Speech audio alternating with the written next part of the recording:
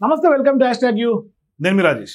So ఇప్పుడు కామారెడ్డిలో గత 2 రోజుల క్రితం విస్తృతమైనటువంటి వరదలు వచ్చినాయి. భారీ వర్షాలు, క్లౌడ్ బర్స్ట్, దాంతోపాటుగా వరదలు వచ్చినాయి. దాదాపుగా ఒక ఫ్లోర్ మునిగేంత వాటర్ పెద్ద ఎత్తున 10-12 ఫీట్ల మేర కామారెడ్డి అట్లాగే చాలా వరకు చుట్టుముట్టు నియోజకవర్గాల్లో ప్రవహించింది.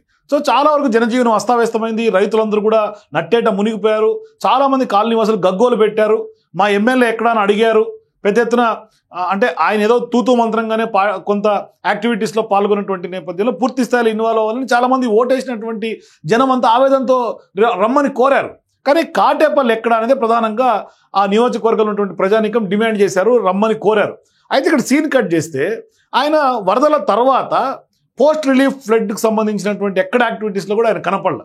అయితే కనపడకపోగా ఇప్పుడు అక్కడ వచ్చినటువంటి ఫ్లడ్స్ అంతా ప్రజల తప్పే అని, అక్కడ వచ్చినటువంటి వ్యవహారాల్లో ఓటేసి గెలిపించినందుకు మేము వచ్చి మీకేమన్నా కడగాల అని ఇట్లా ఆయన కొంత నోరు జారి మాట్లాడా లేదు అంటే ఇంకే రకంగా మాట్లాడాడో తెలియదు. కానీ ఆయన మాటలు అయితే ఇప్పుడు సోషల్ మీడియాలో విస్తృతంగా వైరల్ అవుతున్నాయి. కామారెడ్డి ప్రజలందరూ కూడా మంచి కాక మీద ఉన్నారు కాటేపల్లి మీద.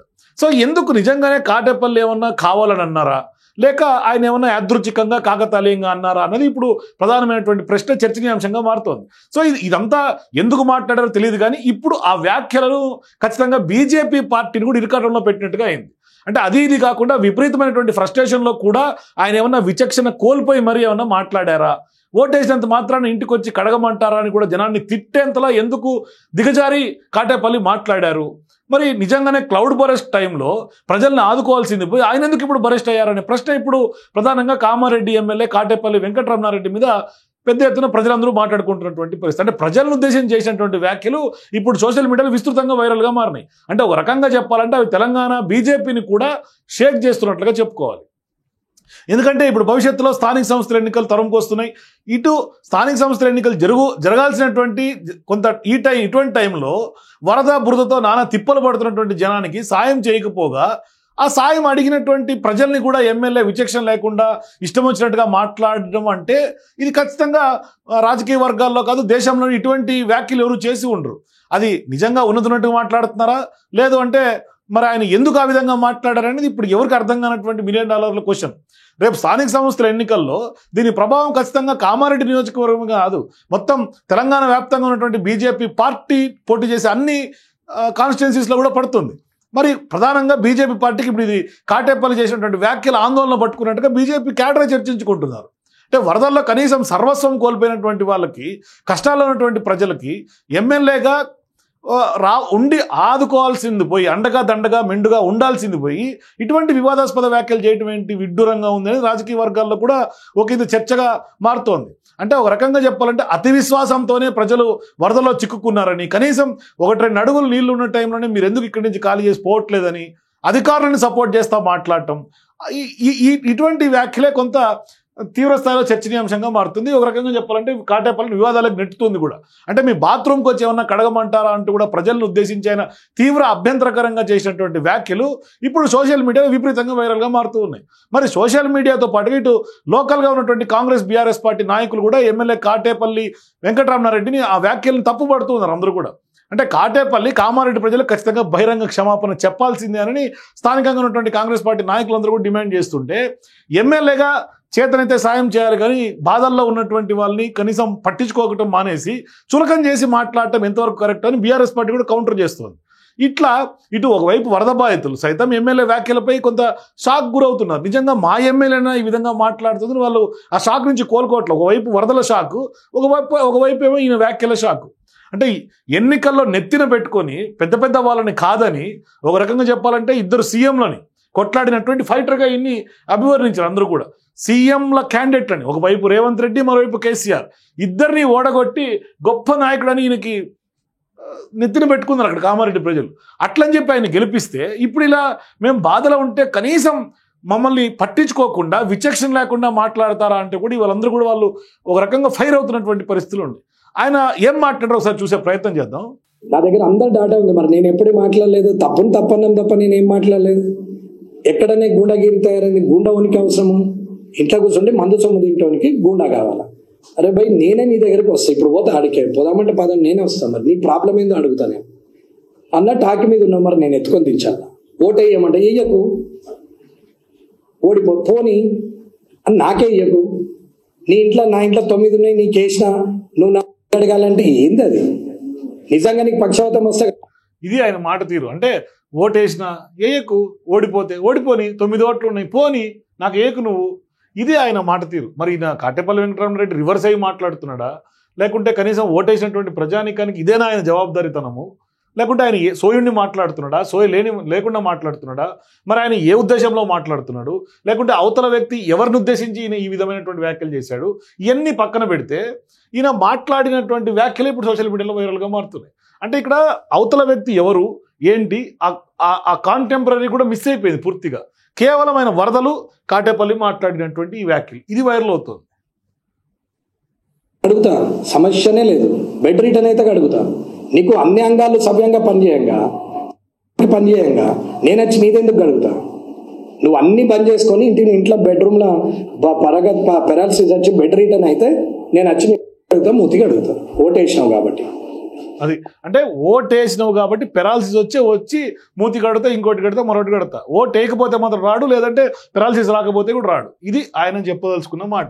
ఇది క్రిస్టల్ క్లియర్గా అర్థమవుతుంది. ఈయన ఈ వరదల్లో ప్రజలు రాలేదట, 1-2 అడుగుల నీళ్ళలో ఉన్నప్పుడే వాళ్ళకి ఓవర్ కాన్ఫిడెన్స్ అక్కడే ఉండిపోయారట. వాళ్ళు ఖచ్చితంగా అక్కడి నుంచి ఖాళీ చేయలేదు, రమ్మని పిలిచినా కూడా రాలేదు. అధికారులకు ఫ్యామిలీలు పిల్లలు వాళ్ళకి ఏముండవా, వాళ్ళు రాత్రింబగళ్ళు అక్కడే ఉన్నారు మహిళా అధికారులు. మరి మీరు ఎందుకు వస్తలేరు అక్కడికి వెళ్ళి పిలిస్తే కూడా లేదు, రాత్రి 11 బలవంతంగా మేము తీసుకెళ్తామంటే కూడా రాలేదు కొంతమంది, వాళ్ళ సావుని వదిలేసినాము. ఇది ఆయన చెప్పినటువంటి మాట తీరు. ఇక వాళ్ళ పార్టీకి వాళ్ళు వదిలేసినాము అని అనుకునే కాడికి మిమ్మల్ని ఎమ్మెల్యే గెలిపించడం ఎందుకు, మీ రెస్పాన్సిబిలిటీ ఏంటి, అధికారుల రెస్పాన్సిబిలిటీ ఏంటి? ఒకవేళ వాళ్ళు రాలేదనుకోండి, కొంతమంది చదువుకున్న వాళ్ళు ఉంటారు, కొందరు చదువుకున్న వాళ్ళు ఉంటారు, వాళ్ళకి ఆ వరదల మీద అవగాహన ఉండదు. అవగాహన కల్పించే బాధ్యత కూడా మీదే కదా. ఒకసారి వినండి ఆయన ఏమంటారు. మరి ఈయన ఎంత అవగాహన, ఎంత బాధ్యతగా మాట్లాడుతున్నాడో వినండి. జన నష్టం కానీ, ఎక్కడ ఆస్తి నష్టం కానీ ఎక్కడ జరగలేదు. ప్రజలది ఇళ్ళలో ఎలక్ట్రానిక్ వస్తుంది, నీళ్ళు వస్తే కాలిపోతుంది. దానికి కూడా బాధ్యులు అధికారులు అవుతారా, ప్రజాప్రతినిధులు అవుతారా, ప్రభుత్వం అవుతారా? సరే, ఒక మాట సూటిగా ప్రజలను అడుగుతారు. నీళ్ళు 5 నిమిషాల్లో 10 ఫీట్లు రాలేదు కదా, కొద్ది 2 గంటలు టైం ఇచ్చి జరిగింది కదా. మరి ఇంట్లోకి నీళ్ళు వచ్చినప్పుడు షిఫ్ట్ కావచ్చు కదా. ఇట్లా అంటే తిక్కలు ఇట్లా మాట్లాడుతున్నా అంటే ఓవర్ కాన్ఫిడెన్స్. ఏమవుతుంది, 1 గంట అయితే తగ్గుతుంది, ఇంకో గంట అయితే తగ్గుతుంది. అరే 3 ఫీట్లు వచ్చినాక వెళ్ళిపోవాలి కదా. ఒక దగ్గర రాత్రి 11 గంటలకు షిఫ్ట్ చేస్తామంటే మేము ఏమే ఉంటాం, రామంటే సంకలించుకొని పోవాలన్నా ఉండదు అని చెప్పినాను డైరెక్ట్ ఆఫీస్. ఇది 12 o'clock నైట్, 11:30, 12 o'clock ఇష్యూ అవుతుంది. 4 ఎంఆర్ఓలు మహిళలు రోడ్ల మీద 2 రోజులు పనిచేసి అక్కడ ఇరిగేషన్ ఆమె 2 రోజుల నుంచి ఒకటే డ్రెస్ మీద బీపీ పెట్లా పనిచేస్తూ ఉన్నారు. కనీసం డ్రెస్ కూడా అవకాశం లేదు. వాహనం నడుస్తుంది, అట్లనే వెళ్తుంది కాబట్టి డ్రెస్ కూడా తెచ్చుకుందామన్నా రోడ్ కనెక్టివిటీ మొత్తం తెగిపోయింది, పోయే పరిస్థితి లేదు. నేను ఫోన్ మాట్లాడి మరి కామారెడ్డి తీసుకోవడానికి ఏమైనా ప్రయత్నం చేస్తా, వెహికల్ పంపిస్తా, వస్తామంటే ఒకసారిగా మళ్ళీ అటు ఇటు లేట్ అయిపోతుంది, ఏమే ఉంటాం చూద్దాం. ఈ ఒక్కరోజు ఎస్డిఆర్ఎఫ్ నీళ్ళల్లో వేరు టాకి మీద ఉన్న నాకు అన్నం కూడా తెస్తలేరు అంటే చిన్న లాజిక్ అర్థం చేస్తున్నాను. అన్నం తీసుకుని టాకి పోయినాడు, టాకి కాడికి వెళ్ళాలని లేదా, అన్నం ప్యాకెట్ పట్టుకుని టాకి దాకా పోయినాడు, టాకి మీద మనుషుల్ని రోడ్డు మీద తేడా అంటున్నాను. ఏది ముఖ్యంగా రోడ్డు మీద తేవడేమో ముఖ్యం.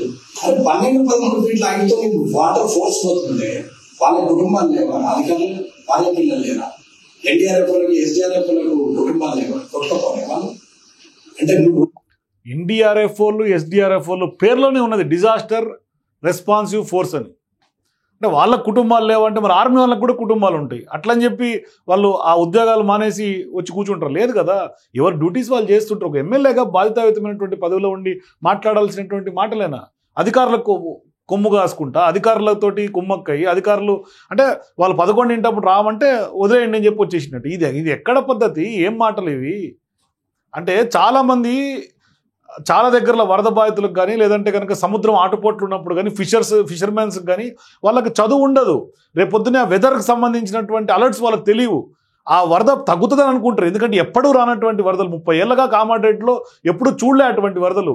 సహజంగా ఏదో వచ్చినాయి కదా, ఒక అడుగో 2 అడుగులో తగ్గిపోతాయిలే, కొద్దిసేపు కిందికి ఫ్లో అయిపోతే తగ్గిపోతాయిలే అనుకుంటారు. అంతేగాని మీరు అవగాహన కల్పించకుండా 10-12 ఫీట్ల వాటర్ పెరుగుతుందని వాళ్ళు ఏమైనా కలగన్నారా?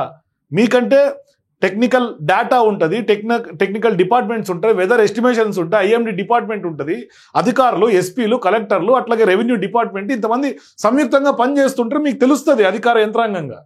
మరి వాళ్ళకి ఎట్లా అవేర్నెస్? కరెంట్ ఉండదు, మొబైల్ ఫోన్లు సరిగా ఉండవు, ఫస్ట్ ఫ్లోర్ దాకా నీళ్ళున్నాయి, మమ్మల్ని కాపాడండి మొర్రో అని వీడియోలు వైరల్ అయితే మరి అట్లాంటి వాళ్ళని కాపాడినరా? మరి అది చెప్పుకోవాలిగా. పోని సరే ఏదో ఒకరిద్దరు ఇరుక్కున్నారు, వాళ్ళని హెలికాప్టర్లు పంపించి కాపాడినారు కదా. మరి మీరేం చేసారు ఎమ్మెల్యేగా? వాళ్ళు రామంటే వదిలేస్తారా? వాళ్ళు తెలవకున్నారు కదా, తెలపాల్సినటువంటి బాధ్యత మీది కదా ఎమ్మెల్యేగా. మీకు ఆ బాధ్యత ఉంది కదా. సరే ఓటు వేసినా ఓటు వేయకున్నా ప్రజాస్వామ్యయుతంగా మీరు గెలిచారు కాబట్టి మీకు ఆ ప్రజల పట్ల మీకు బాధ్యత ఉంది కాబట్టి మీరు ఖచ్చితంగా చేయాల్సినటువంటి బాధ్యత. అది వదిలేసి మేము వాళ్ళు రామన్నారు అంటే వాళ్ళు ఓవర్ కాన్ఫిడెన్సు. అదేంది అది? ఓవర్ కాన్ఫిడెన్స్ ఏంటి? ఎవరిది ఓవర్ కాన్ఫిడెన్స్? మిమ్మల్ని ఓటేసుకొని గెలిపించుకొని వాళ్ళు శాపంగా మిమ్మల్ని మార్చుకోవటం, వాళ్ళు అది ఓవర్ కాన్ఫిడెన్సా? మీరు ఓవర్ కాన్ఫిడెన్సా? తగ్గుతుందని ఒక భరోసా, నమ్మకం. ఎప్పుడు రాని విపత్తు వచ్చింది కాబట్టి తగ్గుతుందేమో అని అనుకుంటారు. దాన్ని పట్టుకొని మీరేదో తగ్గిపోతుంది అని అనుకుని వాళ్ళు ఉంటే మీరు దాన్ని ఓవర్ కాన్ఫిడెన్స్ చిత్రీకరించి వాళ్ళదే ప్రజలదే తప్పు అన్నట్టుగా, ప్రజలు కబ్జాలు పెడితేనే వరదలు వచ్చినాయి అని చెప్పి ఇంత అంటే బట్టగాల్చి ఓటేసిన ప్రజలనే మీరు దుమ్మెత్తిపోసి విమర్శిస్తున్నారంటే ఇక మీరు ఎక్కడికి దిగజారంటో అర్థం చేసుకోండి. ఇది కరెక్ట్ పద్ధతి కాదు. ఇక సరే జరిగినది జరిగింది. ఇక మీరు భవిష్యత్తులో ఇంకా మంచి లీడర్ కావాలని చాలామంది కోరుకుంటున్నారు. అక్కడ కామారెడ్డి ప్రజలు కూడా కోరుకుంటున్నారు. వాళ్ళు అట్లా కోరుకుంటారు కాబట్టి మీకు ఇన్నేళ్ళుగా మీరు వరుసపెట్టి కొట్లాడుతుంటే కూడా అవతల వాళ్ళు సీఎం క్యాండిడేట్లు అయినప్పటికీ కూడా మీకు అవకాశం ఇచ్చారు. కాబట్టి మీరు దాన్ని కొంచెం ఒకసారి గుర్తు చేసుకొని మీ ప్రజల పట్ల మీ చిత్తశుద్ధిని కాపాడుకోండి. అవకాశాలు అందరికీ రావు. అవకాశం వచ్చినప్పుడు మీరు ప్రూవ్ చేసుకోవాలి.